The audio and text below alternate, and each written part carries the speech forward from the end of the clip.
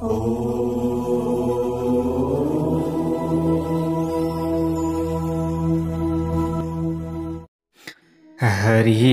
ओम स्वस्ति श्री गणेशाय नमः। ओम नमो भगवते वासुदेवाय। ओम यौ तौ शंख कपाल भूषित करौ मालास्थिमालाधरौ देवौ द्वारवती श्मशान निलयौ नागहरिगो वाहनौ द्वित्रेक्षौ बलिदक्ष यज्ञमथनौ श्रीशैलजावल्लभौ पापं मे हरतां सदा हरिहरौ श्रीवत्सगंगाधरौ नारायणं नमस्कृत्य नरं चैव नरोत्तमं देवीं सरस्वतीं व्यासं ततो जयमुदीरयेत।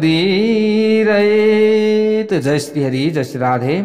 जहाँ जहाँबाट हजुरहरूले श्री विष्णु महापुराण श्रवण गर्दै हुनुहुन्छ, तपाईँ र तपाईँको परिवारमा भगवानको असीम कृपा रहिरहोस् र सबैलाई राम्रो होस्, हामी यही कामना गर्दछौँ। प्यारा भक्त भागवतहरू, हामीले यहाँ कथा श्रवण गर्दैछौँ कि सूर्य रथको अधिकार र देवताहरूको वर्णन अब हामीले यहाँनिर श्रवण गर्नेछौँ। विशेष रूपमा पराशर नाम गरेका जो ऋषि हुनुहुन्छ, उहाँले मुनि मैत्रेयलाई यहाँनिर बताउँदै हुनुहुन्छ। प्यारा भक्त भागवतहरू, यस्ता प्रकारले हामीले कथा श्रवण गर्दैछौँ। प्यारा भक्त भागवतहरू, यहाँ भन्नुहुन्छ अगाडि गएर, हे मैत्रेय, मधुमास चैत्रको महिनामा सूर्यको रथमा सधैँ धाता नाम भएका सूर्य अनि यस्तै प्रकारले गएर कतुस थला अनि पुलस्त्य वासुकी यक्ष अनि राक्षस तुम्बुरु नाम भएका गन्धर्व यी 7 महिनाका आधिकारिक गणहरू हुन्। 7 महिनाका यी आधिकारिक के हुन्? गणहरू हुन् भनेर यहाँ बताउनुहुन्छ।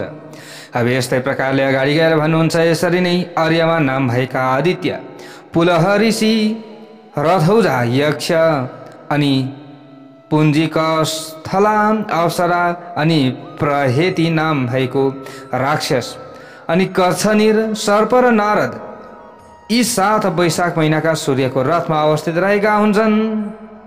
यस्तै प्रकारले अगाडि गएर भन्नुहुन्छ, हे मैत्रेय, यसरी नै सूर्यको रथमा ज्येष्ठ महिनामा निवास गर्नेहरूको नामका विषयमा पनि ध्यानपूर्वक सुन्नुहोस्। त्यस समयमा मित्र नाम भएका आदित्य ऋषि, अत्रि ऋषि अनि तक्षक नाग, पौरुषेय राक्षस, मेनका नाम भएकी अप्सरा, हाहा नाम भएको गन्धर्व, रथस्वन नाम भएको यक्ष यी सबै ज्येष्ठ महिनामा सूर्यको रथमा रहन्छन्। कुन कुन महिनामा को सूर्यका रथमा रहन्छन् भन्ने कुरा यहाँ बताइएको छ। यस्तै प्रकारले वरुण नाम भएका आदित्य, वशिष्ठ ऋषि नाग अनि सहजन्य नाम भएकी अप्सरा, हुहु नाम गरेको गन्धर्व, रथ नाम भएको राक्षस र चित्ररथ नाम भएको गन्धर्व यी सबैले आषाढ महिनामा सूर्यको रथमा निवास गर्दछन् भनेर यसरी बताइएको छ। इन्द्र नाम भएका आदित्य, विश्वावसु नाम भएका गन्धर्व, स्रोत नाम भएका यक्ष, एला पत्रस नाम गरिएका सर्प, अंगिरा ऋषि, प्रलोम्चा नाम भएकी अप्सरा, सर्प नाम भएको राक्षस यी सबैले श्रावण महिनामा सूर्यको रथमा निवास गर्छन्। यस्तै प्रकारले अगाडि गएर भन्नुहुन्छ, यसरी नै भाद्र महिनामा विवस्वन नाम भएका आदित्य, उग्रसेन नाम भएका गन्धर्व, भृगु नाम भएका ऋषि, यस्तै प्रकारले आपूर्ण नाम भएको यक्ष, अनुम लोचा नाम भएकी अप्सरा, शङ्खपाल नाम भएको सर्प र व्याघ्र नाम भएको राक्षसले सूर्यको रथमा निवास गर्छन्। यस्तै प्रकारले आश्विन महिनामा सूर्यका रथमा पुषा नाम भएका आदित्य, सुरुचि नाम भएको गन्धर्व, वात नाम भएको राक्षस, गौतम ऋषि, धनञ्जय नाम भएको सर्प अनि यस्तै प्रकारले सुसेन नाम भएको गन्धर्व, कृताजी नाम भएकी अप्सराले निवास गर्दछन्। विश्वावसु नाम भएको गन्धर्व, भरद्वाज ऋषि, पर्जन्य नाम भएका आदित्य, ऐरावत सर्प अनि विश्वाची नाम भएकी अप्सरा, सेनाजित नाम भएको यक्ष र चाप नाम भएको राक्षसले कार्तिक महिनामा सूर्यको रथमा निवास गर्दछन्। यस्तै प्रकारले अगाडि गएर भन्नुहुन्छ, वसु नाम भएका आदित्य, काश्यप ऋषि, तार्क्ष्य नाम भएका यक्ष, महापद्म नाम भएको सर्प अनि उर्वशी नाम भएकी अप्सरा, चित्रसेन नाम भएको गन्धर्व र विद्युत नाम भएको राक्षस यी सबैले मङ्सिर महिनामा सूर्यको रातमा निवास गरेका हुन्छन्। हे ब्राह्मण श्रेष्ठ, क्रतु नाम भएका ऋषि, भग नाम भएका आदित्य, उर्णायु नाम भएको गन्धर्व अनि स्फूर्ज नाम भएको राक्षस, कर्कोटक नाम भएको नाग, अरिष्ट नेमी नाम भएको यक्ष र पूर्वचित्ती नाम भएकी अप्सरा यी सबै पौष महिनामा सूर्य भगवानको मण्डल अर्थात् रथमा संसारलाई प्रकाशमय गराउनका लागि अवस्थित रहेका हुन्छन्। यस्तै प्रकारले अगाडि गएर यहाँ भन्नुहुन्छ, त्वष्टा च जमदग्निश्च कम्बलोऽथ तिलोत्तमः ब्रह्मा पेतो च ऋतजित् धृतराष्ट्रोऽथ सप्तमः। हे मैत्रेय, त्वष्टा नाम भएका आदित्य, जमदग्नि ऋषि, कमल नाम भएको सर्प, तिलोत्तमा नाम भएकी अप्सरा अनि यस्तै प्रकारले ब्रह्मा पेत नाम भएको राक्षस अनि ऋतजित नाम भएको यक्ष अनि धृतराष्ट्र नाम भएको गन्धर्वले माघ महिनामा सूर्यको रथमा निवास गर्दछन्। यस्तै प्रकारले यसरी जुन अर्को फाल्गुन महिना रहेको छ, फाल्गुन महिनामा सूर्यको रथमा अवस्थित रहने अधिकार प्राप्त गणहरू छन्, तिनीहरूको नामका सम्बन्धमा यहाँ ध्यानपूर्वक श्रवण गरिबक्सेला। यसरी भन्नुहुन्छ, हे महामुनि, विष्णु नाम भएका आदित्य, अश्वतर नाम भएको सर्प, रम्भा नाम भएकी अप्सरा अनि सूर्यवर्चा नाम भएको गन्धर्व, सत्यजित यक्ष र विश्वामित्र ऋषि, यस्तै प्रकारले यज्ञपेत नाम भएको राक्षसले फाल्गुन महिनामा सूर्य मण्डलमा निवास गर्दछन्। हे मैत्रेय, परमात्मा श्रीहरि विष्णुको शक्ति प्राप्त गरेर शक्ति सम्पन्न भएका यी सात गणले एक एक महिनामा सूर्य मण्डलमा निवास गर्दछन्।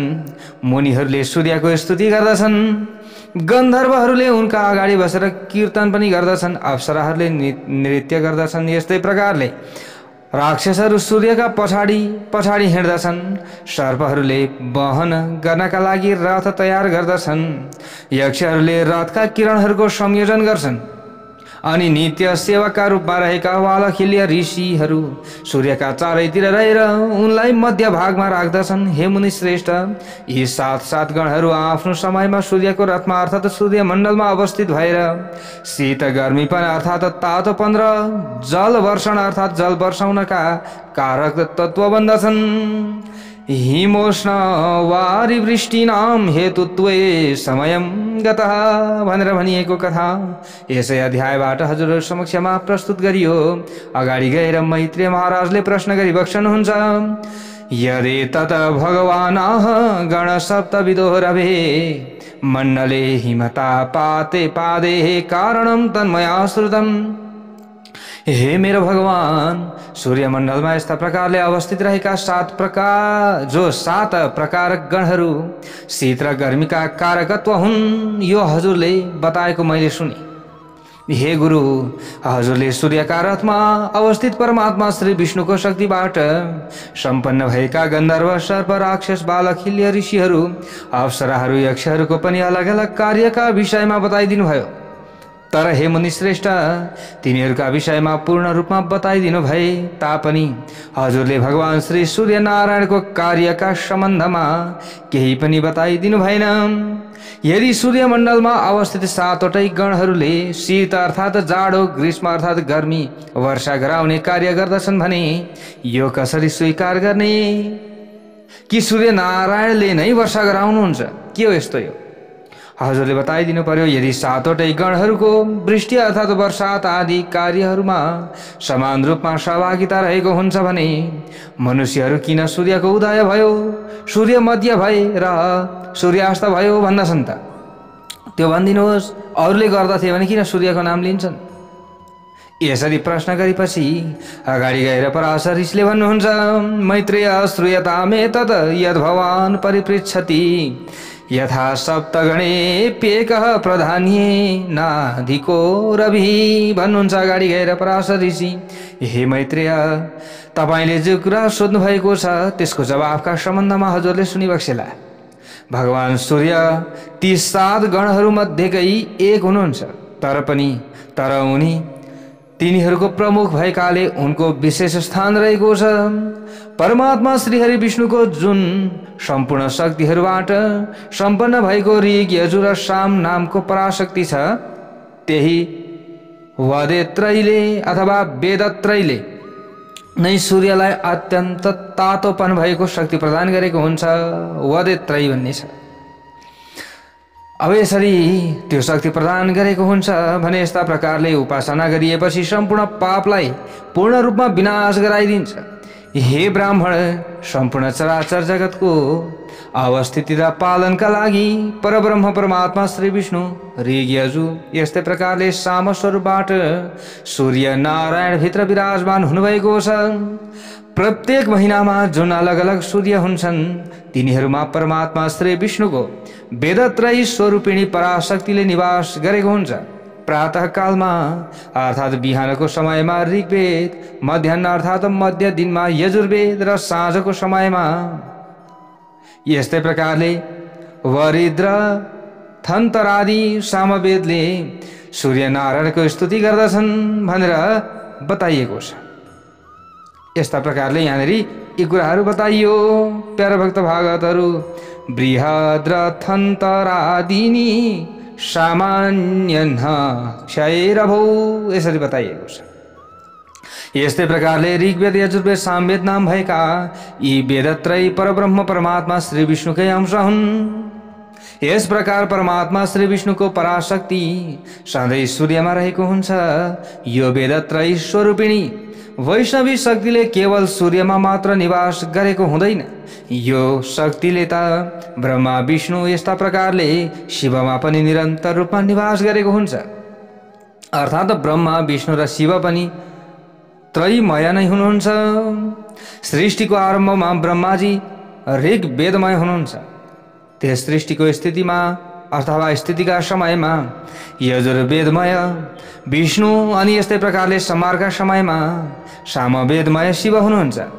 यसकारण सामवेदको ध्वनिलाई अपवित्र मान्ने प्रचलन रहेको पनि पाइन्छ कतै कतै। यस प्रकार वेद जो त्रय वेदमय परमात्मा श्री विष्णुको सात्विक शक्ति आफ्ना 7 गणहरूमा स्थित भएको देखिए तापनि अत्यन्त तेजस्वी स्वरूपधारी श्री सूर्य नारायणमै अवस्थित रहेको छ। त्यो वैष्णवी शक्तिबाट अधिष्ठित अर्थात् त्यस शक्तिको स्वामित्वमा रहेका ती सूर्य नारायणले पनि आफ्ना किरणहरूद्वारा अत्यन्त जाज्वल्यमान भएर सम्पूर्ण चराचर जगतको अन्धकारलाई पूर्ण रूपमा नाश गरिदिनुहुन्छ। यस्ता प्रकारले यस किसिमको प्रभाव भएका सूर्य नारायणको मुनिहरूले स्तुति गर्दछन्। गन्धर्वहरूले उनका यशको कीर्तन गर्दछन्। अप्सराहरूले उनको सम्मानमा यसरी मान सम्मानमा नृत्य गर्दछन्। राक्षसहरूले पछाडिबाट उनको रक्षा गर्ने कार्य गर्दछन्। यसरी नै सर्पहरूले उनको रथलाई उपयुक्त किसिमबाट सजाउँछन्। यक्षहरूले सारथीको जिम्मेवारी सम्हाल्दछन् र बालखिल्य ऋषिहरूले सूर्य नारायणको अत्यन्त उत्तम रथलाई चारैतिरबाट घेरेर राख्दछन्। ती तीनवटै शक्तिहरूबाट सम्पन्न सूर्य स्वरूप अर्थात् सूर्यको स्वरूप धारण गर्न भएका भगवान विष्णुको न कहिले उदय हुन्छ न कहिले अस्त नै हुन्छ। उहाँ स्थायी रूपबाट सधैँ विद्यमान रहनुहुन्छ। यी 7 किसिमका गणहरू उहाँभन्दा अलग रहेका छन्। भित्तामा टाँसेर रहेको ऐनाका अगाडि जे पर्दछ अर्थात् त्यसको छेउमा जो जान्छ त्यसले आफ्नो प्रतिबिम्ब अर्थात् छायाको दर्शन गर्दछ। हे ब्राह्मण, यस प्रकार यो वैष्णवी शक्ति त्यो सूर्यको रथबाट कहिले पनि अलग हुँदैन। तर प्रत्येक महिनामा सूर्य त्यसमा अवस्थित भएपछि त्यसको अधिष्ठात्री बन्दछ भनेर बताइएको छ। हे ब्राह्मण, दिन र रातका कारक तत्वका रूपमा रहेका सूर्य नारायणले निरन्तर रूपमा पितृहरू, देवताहरू र मनुष्यहरू आदिलाई तृप्त गराउँदै घुमिरहनुहुन्छ। पितृहरूलाई पनि प्रसन्न बनाउनुहुन्छ, देवताहरू पनि प्रसन्न अनि मनुष्यहरू पनि त्यसै प्रसन्न हुने भइहाल्यो। तर रात्रिको त्यो अन्धकारलाई हटाएर दिनरूपी किरण प्रदान गर्नुहुन्छ। आफ्नो किरणले दिन बनाइदिनुहुन्छ। यस्ता प्रकारले सूर्यनारायण जुन सुषुम्ना नाम भएका किरणहरू छन् सूर्यनारायणका, त्यसबाट शुक्ल पक्षका समयमा चन्द्रमा पुष्ट हुन्छन् र कृष्ण पक्षका समयमा त्यो अमृतमय चन्द्रमालाई एक एक कला गरेर देवताहरूले सधैँ पिउँदछन्। हे ब्राह्मण, कृष्ण पक्षको समाप्तिमा अर्थात् चतुर्दशीपछि देवताहरूले पिएर बाँकी रहेको चन्द्रमाको 2 कलालाई पितृहरूले पिउँदछन्। यस्तै प्रकारले सूर्यद्वारा पितृहरूको तृप्ति हुने गर्दछ, अर्थात् सूर्यले यसरी पितृहरूका लागि तर्पण गर्दछन्। सूर्य नारायणले आफ्ना किरणहरूका माध्यमद्वारा पृथ्वीको जति पनि पानी ग्रहण गर्नुहुन्छ त्यो सबै प्राणीहरूको पुष्टि र अन्नको वृद्धिका लागि फेरि वर्षाइ पनि दिनुहुन्छ। यस्ता प्रकारले सूर्य नारायणले त्यस जलबाट सम्पूर्ण प्राणीहरूलाई पुष्ट गराइदिनुहुन्छ। त्यसरी नै देवता पितृ मनुष्य आदिको पनि पोषण गर्नुहुन्छ। हे मैत्रेय, सूर्य नारायणले यस किसिमबाट देवताहरूलाई पक्षमा अनि यस्तै प्रकारले पितृहरूलाई महिनामा र मनुष्यहरूलाई निरन्तर रूपमा तृप्ति प्रदान गरिरहनुहुन्छ भनेर यसै श्री विष्णु महापुराणमा बताइएको कथा प्रसङ्ग हजुरहरू समक्षमा हामीले राख्यौं। जय बोलो भगवान श्री हरि नारायणको जय होस्। प्यारा भक्त भागवतहरू, यस्तै प्रकारले अगाडि गएर पराशर ऋषिले यहाँ भन्नुहुन्छ, रथ स्त्री चक्र सोमस्य कुन्दाभास्तस्य वाजिनः। यहाँ चन्द्र आदि ग्रहहरूको वर्णन छ प्यारा भक्त भागवतहरू। अब यो अध्यायमा पराशर ऋषिले अगाडि गएर भन्नुहुन्छ, चन्द्रमाको रथ 3 पाङ्ग्रा भएको छ। कति पाङ्ग्रा? 3वटा पाङ्ग्रा। त्यसमा दायाँतिर र बायाँतिर कुन्द पुष्पका समान सेतो वर्णका 10 घोडाहरू जोतिएका छन् अथवा लगाइएका छन्। ध्रुवका आधारमा अवस्थित रहेको त्यो अत्यन्त वेगशाली रथबाट चन्द्रमाले भ्रमण गर्नुहुन्छ। यस्ता प्रकारले ध्रुवको आधारबाट वेगपूर्ण रूपमा भ्रमण गरिरहेका चन्द्रमाले नागविथिमा आश्रित रहेका अश्विनी आदि नक्षत्रहरूको भोग गर्नुहुन्छ। सूर्यका किरणहरू जसरी नै चन्द्रमाका किरणहरूको पनि घट्ने र बढ्ने निश्चित क्रम रहेको छ।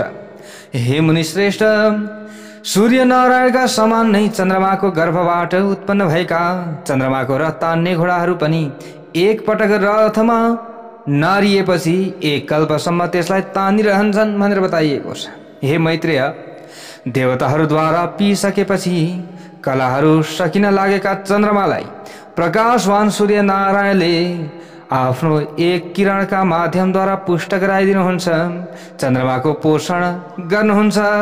यसरी बताइएको छ, जुन क्रमबाट देवताहरूले चन्द्रमालाई पिउँछन् त्यसै क्रमानुसार जलधारलाई आफूमा समाहित गराउने सूर्य नारायणले प्रतिदिन त्यसलाई बढाइदिन्छन्। हे मैत्रेय, आधा महिनामा अर्थात् 1 पक्षमा एकत्रित भएको चन्द्रमामा अवस्थित अमृतलाई फेरि देवताहरूले पिउँदछन् भनेर बताइएको छ।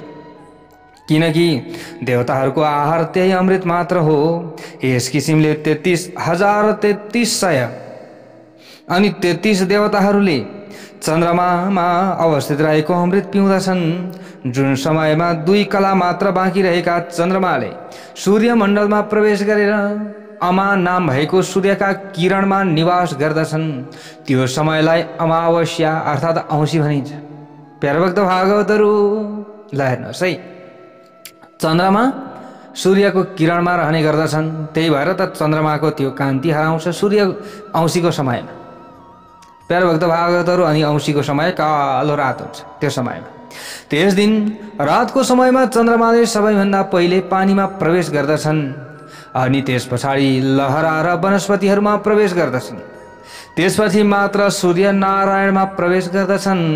यसकारण रुख लहरा आदिमा चन्द्रमा अवस्थित भएका समयमा अर्थात् अमावस्याको समयमा जसले रुख लहरा आदि काट्दछ अथवा एउटा पादसम्म टिप्दछ भने त्यसलाई ब्रह्म हत्या बराबरको पाप लाग्दछ भनेर बताइएको छ। प्यारा भक्त भागवतहरू, यो हामीले जान्नुपर्ने र बुझ्नुपर्ने कुरा रहेको छ। 15 कला स्वरूप अलिकति भागको अवशिष्ट अर्थात् बाँकी रहेको त्यस चन्द्रमालाई अपराह्न अर्थात् सूर्योदयदेखि सूर्यास्तसम्मको घडीको 5 भाग लगाउँदा निस्कने चौथो भागको समयमा पितृहरूले सबैतिरबाट घेर्दछन्।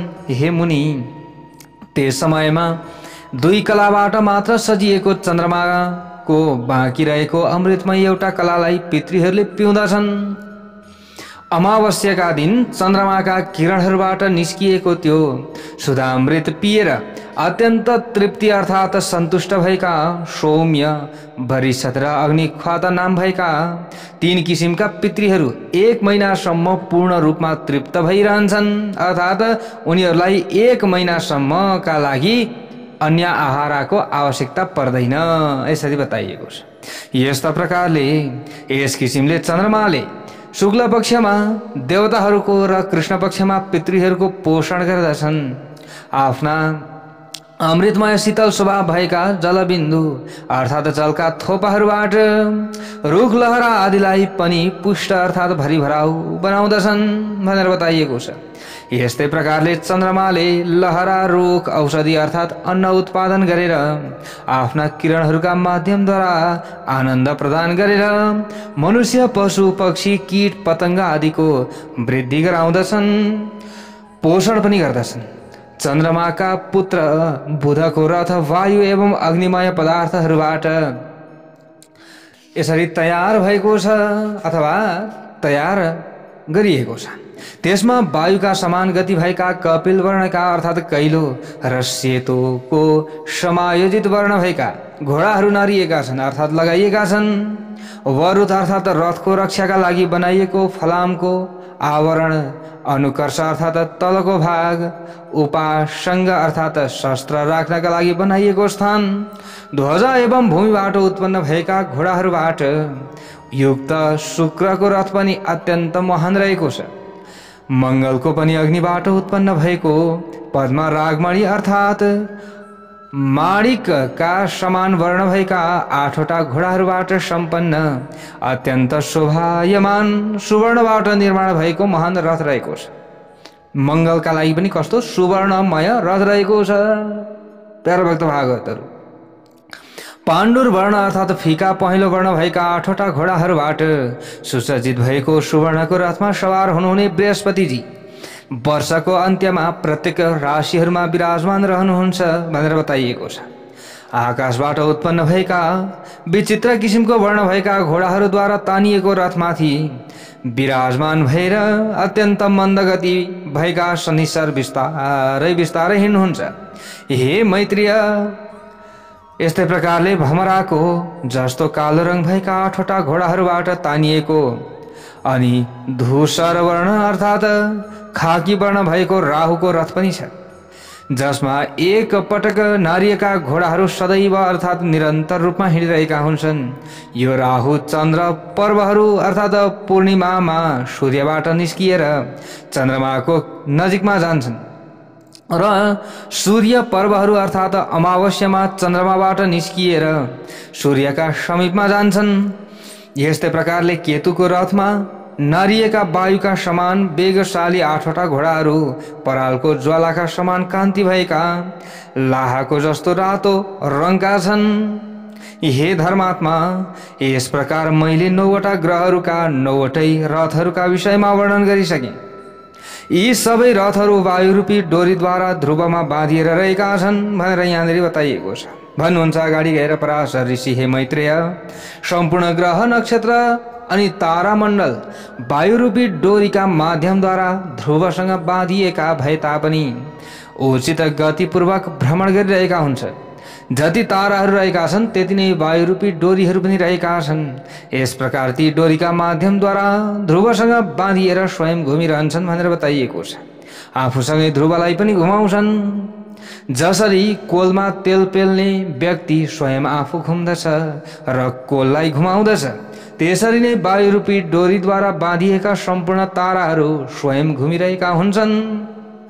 किनकि वायु चक्रद्वारा अभिप्रेरित भएको सम्पूर्ण ग्रह मण्डल अताल चक्र अर्थात् बल्दो अगुल्टो आकाशमा घुमाउँदा देखिने आगोको घेरा जस्तै चक्र समान निरन्तर घुम्दछन्। यसकारण यसलाई प्रवाह अर्थात् अत्यन्त तेजिलो घुमाई भनेर भन्ने गरिन्छ, जुन शिशुमार चक्रका विषयमा यसभन्दा पहिले नै वर्णन गरिसकिएको छ। जहाँ ध्रुव विराजमान भएको हुनुहुन्छ, हे मुनि श्रेष्ठ, अब तपाईँ त्यसको सन्निवेश स्थितिका विषयमा पनि सुन्नुहोस् भनेर यहाँ बताउनुहुन्छ। दिउँसोको समयमा जे जति पनि पाप कर्म गरिएको हुन्छ त्यो रातका समयमा त्यस शिशुमारको अर्थात् पुच्छ्रे ताराको दर्शन गरेपछि समाप्त हुन्छ। त्यो मनुष्य जति ताराहरू शिशुमारमा आश्रित भएर आकाशमा रहेका छन् त्यति नै धेरै वर्षहरूसम्म जीवित रहन्छ भनेर बताइएको छ। प्यारा भक्त भागवत राजा उत्तानपाद त्यसको माथिको हुनु अर्थात् चिउँडो हुन् भनेर बताइएको छ।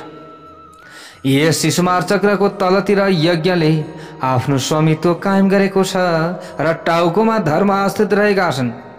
शिशुमारको हृदयमा श्री नारायण भगवान यस्तै प्रकारले दुईवटै चरणहरूमा अश्विनी कुमार द्वय विराजमान रहेका छन्। तिघ्राहरूमा वरुण अर्थात् तिघ्राहरूमा वरुण र अर्यमा रहेका छन्। संवत्सर त्यसको शिश्न अर्थात् त्यसको के हो लिङ्ग हो। मित्र उसको अपान वायुमा आश्रित रहेको छ। त्यसको पुच्छरको भागमा अग्नि महेन्द्र कश्यप ध्रुव अवस्थित रहेका छन्। यस्ता प्रकारले शिशुमार चक्रका पुच्छरमा अवस्थित अग्नि आदि चारवटै ताराहरू कहिल्यै पनि अस्ताउँदैनन् भनेर बताइएको छ। यस प्रकार मैले यहाँ तपाईलाई पृथ्वी तारा द्वीप समुद्र पर्वत वर्ष नदी आदिको अवस्थाका विषयमा बताएँ। त्यहाँ जसले निवास गरेका छन् तिनीहरूको स्वरूपका विषयमा पनि वर्णन गरिसकेँ। अब यस सम्बन्धमा फेरि संक्षेपमा केही कुरा म बताउँदैछु, ध्यानपूर्वक श्रवण गर्नुहोला भनेर यस्ता प्रकारले अगाडि गएर पराशर ऋषिले भन्नुहुन्छ। हे ब्राह्मण देवता, परमात्मा श्री विष्णुको जुन जलरूपी शरीर रहेको छ त्यसबाट पर्वत समुद्र आदिबाट सम्पन्न भएको कमलको फूलको जस्तै आकार भएको पृथ्वी उत्पन्न भयो। हे विप्रवर्य, सम्पूर्ण ताराहरू विष्णु भगवानकै मूर्त रूप हुन् भनेर बताइएको छ। तीनवटै भुवन पनि विष्णु स्वरूप नै छन्। पर्वत दिशा नदीहरू सबै समुद्र भगवान विष्णु नै हुनुहुन्छ। यस्तै प्रकारले यहाँ भनिएको छ जलमा थलमा नलमा सबैतिर भगवान श्रीहरि विष्णु हुनुहुन्छ यो भनेर यस्ता प्रकारले यहाँ बताइएको छ। त्यसैले पर्वत समुद्र पृथ्वी आदि भेदहरूलाई तपाईले विज्ञानको लीला मात्र सम्झनु पर्दछ भनेर पराशर ऋषिले भन्नुहुन्छ। जुन समयमा जीव आत्मज्ञानका माध्यमद्वारा दोषहरूबाट पूर्ण रूपमा रहित भएर कर्महरूको विनाश भइसकेपछि आफ्नो अत्यन्त शुद्ध स्वरूपमा अवस्थित हुन्छ त्यस समयमा सबै वस्तुहरूमा संकल्प वृक्षको फलस्वरूप वस्तु भेदको अनुभव हुन सक्दैन। हे ब्राह्मण, कुनै पनि घडा आदि वस्तु नै कहाँ छ र? कुनै पनि घडा आदि वस्तु नै कहाँ छ र? आदि मध्य अन्त नभएको सदा सर्वदा एक स्वरूप मात्र सर्वत्र विद्यमान रहेको छ। यसरी बताइएको छ जुन वस्तुमा एक पटक अथवा पटक पटक परिवर्तन भइरहन्छ त्यसमा तत्व अर्थात् वास्तविकता नै के छ र? यसरी बताइयो। यहाँ भन्नुहुन्छ अगाडि गएर तपाईँ आफै विचार गर्नुहोस्।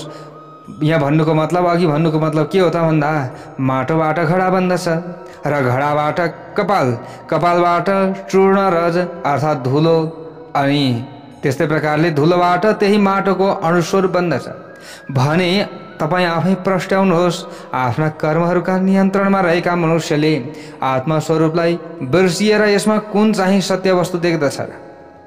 अब फेरि त्यही कण भयो, त्यही कणबाट फेरि त्यो घडा बनाउन सकिन्छ। यसकारण हे ब्राह्मण, विज्ञान बाहेक कहिल्यै कहीँ कुनै पनि वस्तु रहेको छैन। आफ्ना कर्महरूको भेदका माध्यमबाट विभिन्न चित्तहरूद्वारा एउटै विज्ञानलाई अलग अलग रूपहरूबाट ग्रहण गरिएको हुन्छ।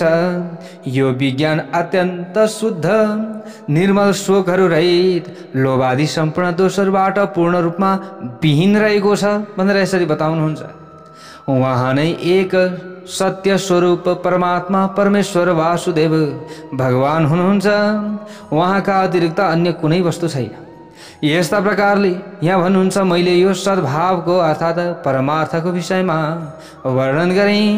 एकमात्र ज्ञान नै सत्य र अन्य सबै वस्तु असत्य रहेका छन्। त्यो ज्ञान के हो? त्यो ज्ञान मात्र सत्य छ, अरू त के नै सत्य छ र? तीनवटै भुवनहरूमा आश्रित रहेका जुन व्यावहारिक वस्तुहरू छन् तिनीहरू सबैका विषयमा मैले वर्णन गरिसकेँ भनेर भन्नुहुन्छ। यहाँ कर्म मार्गसँग सम्बन्ध राख्ने यज्ञ पशु अग्नि सम्पूर्ण ऋत्विक सोम देवताहरू यस्ता प्रकारले स्वर्ग प्राप्तिको कामना आदिका विषयहरूमा संक्षेपमा यहाँ मैले बताइदिएँ।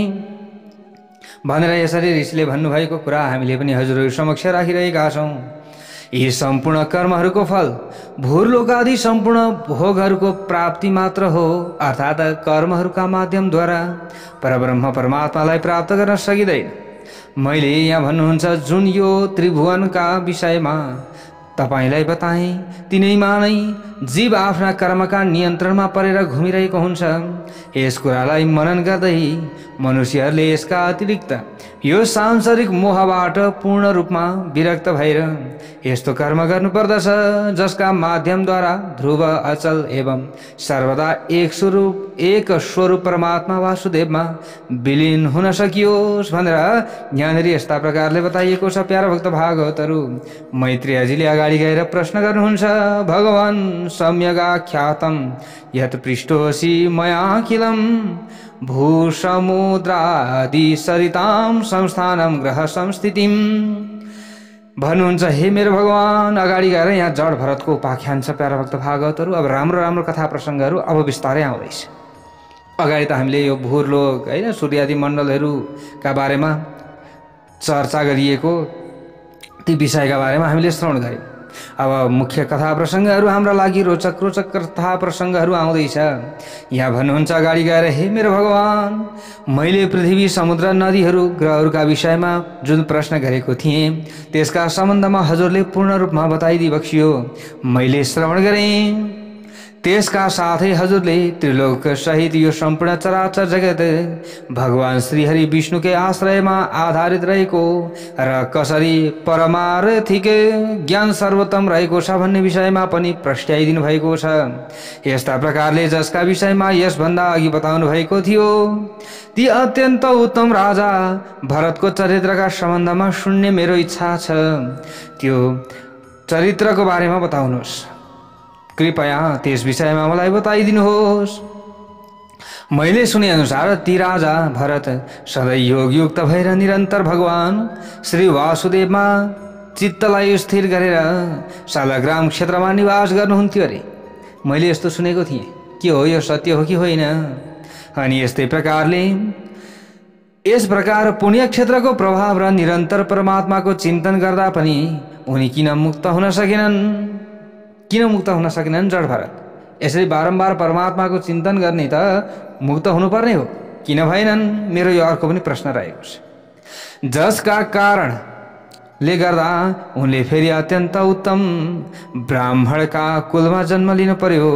हे मुनि श्रेष्ठ, उत्तम ब्राह्मणको कुलमा जन्म लिइसकेपछि महात्मा भरतले फेरि के गर्नुभयो?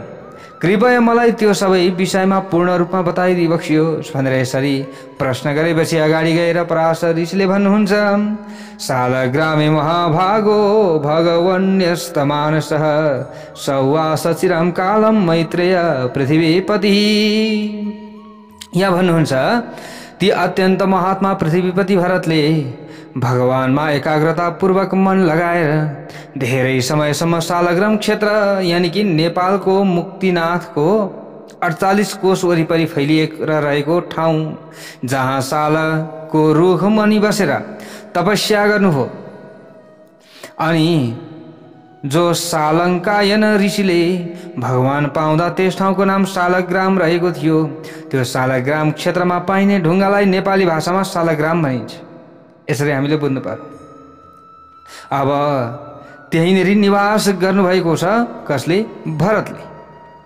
प्यारा भक्त भागवतहरू, गुणवान पुरुषहरूमा अत्यन्त श्रेष्ठ राजा भरत अहिंसा आदि सम्पूर्ण गुणहरूमा र मनको नियन्त्रणमा परम उत्कर्ष प्राप्त गरेर सफलता प्राप्त गर्नुभएको थियो। यसकारण उहाँको मन सधैँ एकाग्रता पूर्वक परमात्मामा लाग्दथ्यो। हे यज्ञेश, हे मेरो भगवान, हे अच्युत, हे गोविन्द, हे माधव, हे अनन्त, हे केशव, हे कृष्ण, हे विष्णु, हे ऋषिकेश, हे वासुदेव, हजुरलाई नमस्कार छ। यज्ञेश अच्युत गोविन्द माधव अनन्त केशव। यस्ता प्रकारले राजा भरतले केवल भगवानका नामको मात्र उच्चारण गर्नुहुन्थ्यो। यसरी बारम्बार भगवानका नामको उच्चारण गर्दै तपस्या गर्नुहुन्थ्यो शालग्राम क्षेत्रमा आएर। हे मैत्रेय, उनी सपनामा पनि माथि बताइएका पदहरूका अतिरिक्त अन्य केही पनि उच्चारण गर्नुहुन्न थियो, न कहिले यसको अर्थबाहेक अन्य कुनै वस्तुको चिन्तन नै गर्नुहुन्थ्यो। ती निसङ्ग योगयुक्त एवं अत्यन्त तपस्वी राजा भरत भगवानको पूजाका लागि आवश्यक पर्ने समिधा, कुश र फूलको मात्र संग्रह गर्नुहुन्थ्यो। उहाँले यसका अतिरिक्त अन्य कुनै काम गर्नुहुन्न थियो। तर अब यहाँ एक दिन के भएको छ भन्दा यहाँनिर जो एउटा मृग शावकको बसमा परेर यहाँनिर मोहित भएको कथा छ। प्यारभक्त भागवतहरू जड भरतको कथा त हजुरहरूले पक्कै पनि श्रवण गर्नुभएको छ। त्यो एकदम महत्त्वपूर्ण हाम्रा लागि ज्ञानवर्धक पापनाशक पुण्यदायक कथा अब हामीले अर्को अध्यायमा श्रवण गर्नेछौँ। जय बोलो भगवान श्री हरि नारायणको जय।